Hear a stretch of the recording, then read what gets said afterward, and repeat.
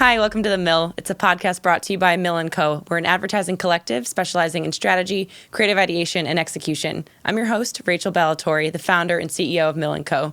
Joining us today for our special segment 4 for founders is Lisa Chin Mollica. She's the founder of Vote In or Out. Lisa, thanks so much for being with us today.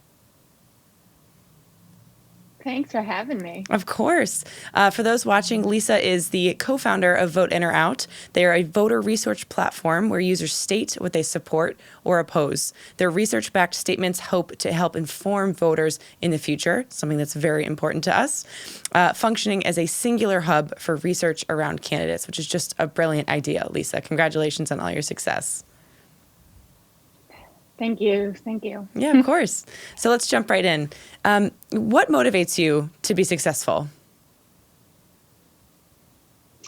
I think that I feel fortunate. I feel fortunate for having been born in this country, for having this education, and for the career in tech that I've been able to build up. It's a really great opportunity, and I have seen how effective the interaction between tech and people when it comes to things that are not even tech related can be. And I feel like I need to use whatever I've learned to try to help the world be a better place when I can. So I guess what drives me is that part of my job is problem solving. And if you look around, there's just endless problems that could be solved. And I guess it's just that innate thing that drives me in my day-to-day career that I guess you would say is, drives you to be successful. But it's more what can you do every day? How do you stay productive?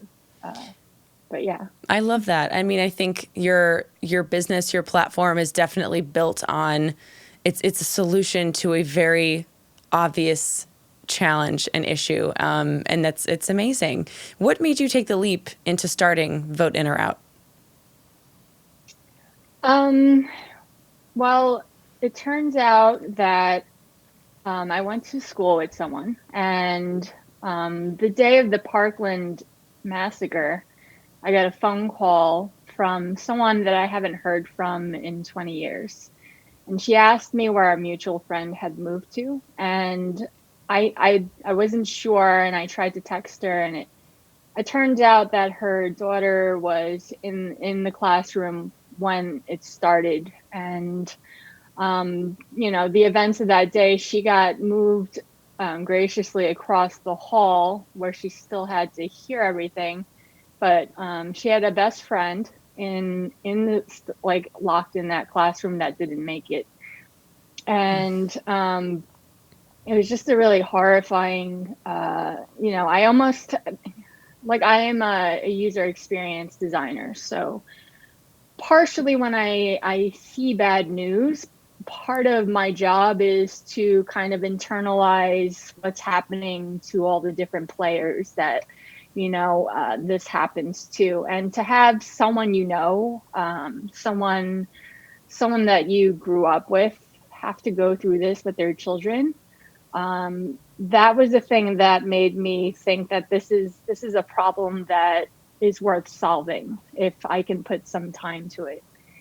How do you make change happen when we know the data? We know that certain laws could reduce gun deaths, even if it's just suicides. It's not even something that's like a homicidal in nature, but how do you change those laws when that relies on an interaction between candidates and people? And how do you get people to move on something? You have to, do the first step, which is educate. So that was very traumatic, terrible reason to start something. But, if it works out and you create a solution that can impact and improve that outcome, so less people have to experience that, that's worth the effort.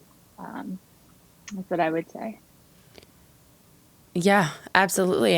It's rare that I'm speechless, and we've talked about this before, but hearing it again still doesn't any less shocking. And I think what you've done is a really beautiful thing, that you took tragedy and are attempting to turn it into triumph and success and to ensure that this doesn't happen again. And I think that's something you should be very proud of.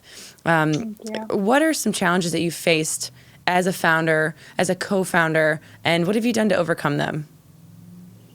Some of the challenges are there's a saying that CEOs will often either be in denial or terror. It's almost like if you're not in terror, then you're just in denial. Like there's a lot of things that CEOs will worry about, like the future of their business. Are things going well? Is it being taken well? And I think that that's that's just the state of being.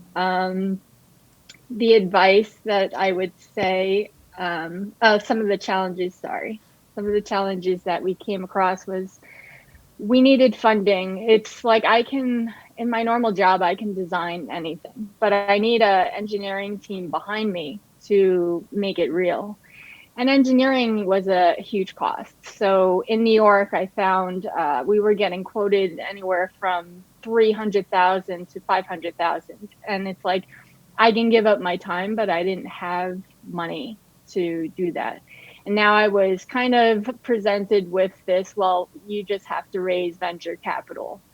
And after looking at it from a data perspective, I soon learned that only 2% of venture capital went to women and even less women of color. So just as, kind of trying to weigh out the risk, I'm like, I could imagine myself making all of this time and effort to raise money and being unsuccessful, just looking at that data. One of the things that did help are your teammates. We have a really wonderful team of people that were also very passionate. These were people that already had started charities on their own and like leaning on one another and trying to figure out how to solve these problems together was one of those blessings. Like, if you have good people around you, hold on to them tight. Eventually found a group, company from Portugal who the founder is also, he just wants to make the world better. His whole team they're just wonderful. And he pulled down the price so that our team could pull funds together and make it happen. So that's how we got through that challenge. That's wonderful. Yeah. And I think in 3 years of being a business owner, if I've learned anything, it is to surround myself with people who are smarter than me and better at things that I'm not good at yet. And being okay to be a little vulnerable and say, I don't know what I'm doing right now. And I'm going to go find someone that can do this. I'm going to find someone that's willing to work with me within my budget. And those are the types of partners that you'll want to surround yourself with. Right. Yeah.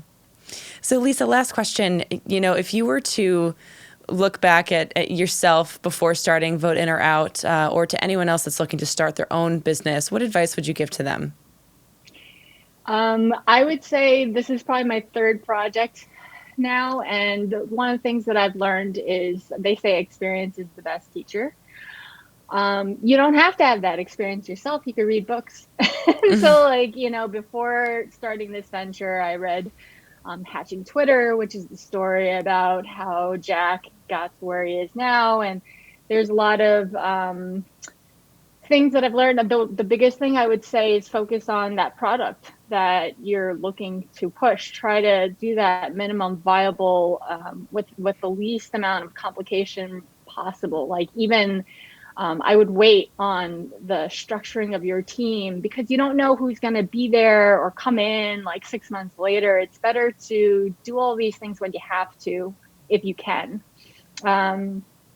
And yeah, just read a lot of books. And then there are apps such as there's one networking app called Shaper. It's SHAPR. And, talk to people who maybe are entrepreneurs and get their advice on things that you would want to think about, because they might say, don't even bother doing that. Like even if you don't have to incorporate, don't incorporate, because now you have to worry about taxes, quarterly contributions, things like that, when you don't know if it's going to be something you're doing in a year.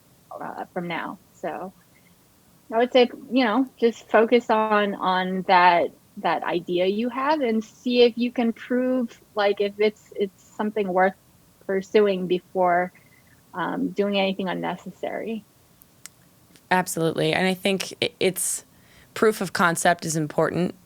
But I think that proving the concept can also be pitching it to someone without doing the work yet. So there's a lot of ways for people to vet ideas for new businesses and brands and thinking about it and writing business plans. And that's what helped me the most, was just getting it all down on a big dry erase board at a WeWork somewhere in Manhattan, and writing all the things down of like, all right, this is what I want to do and this is how I'm going to go try to do it. And then selling that idea to colleagues and trusted mentors. And that was the push really that I needed to get myself over, just to get enough confidence to pull the trigger and be ready to do this.